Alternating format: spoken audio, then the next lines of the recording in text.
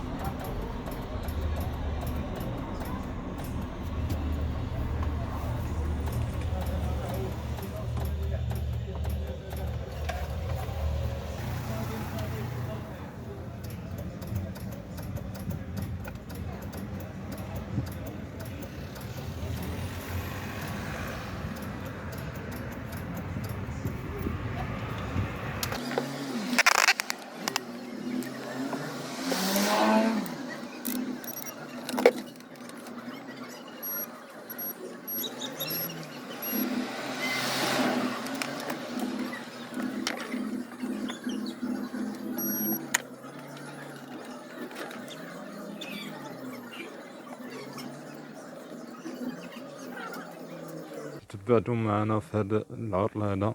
طحنا هذا الكوسان هذا او المقعد بجوار السائق على اساس نفتحوا الجينيراتور او ما يسمى الالترناتور الا بعد التشخيص اتضح لنا ان هذا الكابل بيرمانو الذي يغذي الجينيراتور به شورت لا يتواجد به الكهرباء كما تتبعتم معنا في كشف العطل هذا. هذه السيارة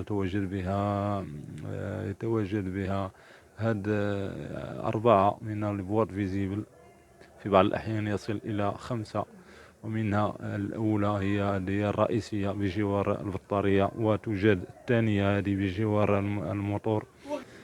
في اتجاه المقعد الراكب توجد كذلك عندنا هذا البوات فيزيبل، يوجد بها فيزيبلات، لأن بعد ما شخصنا جميع البوات فيزيبل لم نتحصل على العطل.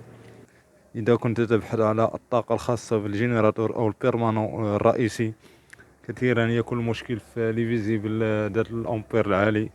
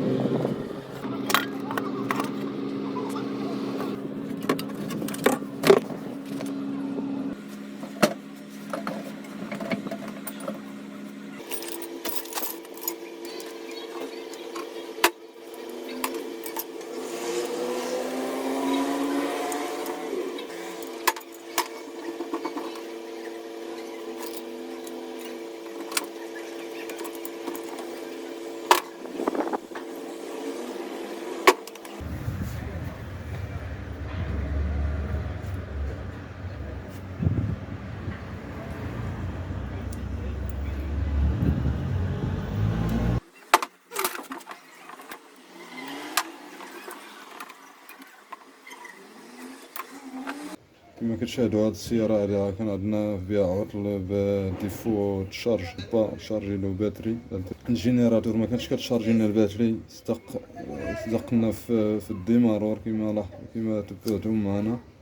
كتستهلك لينا الامبير ديال البطارية. بعد ما درنا التشخيص ديالنا فتحنا الديمارور على هذا الشكل هذا، صبنا به بلا الشاربونات كما كتلاحظوا معنا.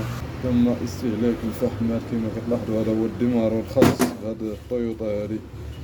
العديد ديال الاعطال خرجت لنا في هذه السيارة هذه كما كتتبعوا معنا.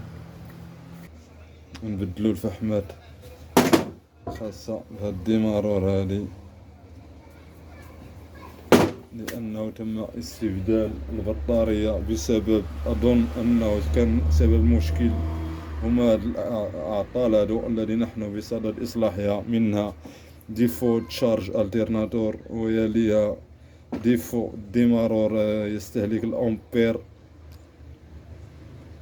تظن في بعض الأحيان أن البطارية بها مشكل. نعم، الفرق بين الشربون الجديد والشربون القديم. نعم، تم بها تآكل كبير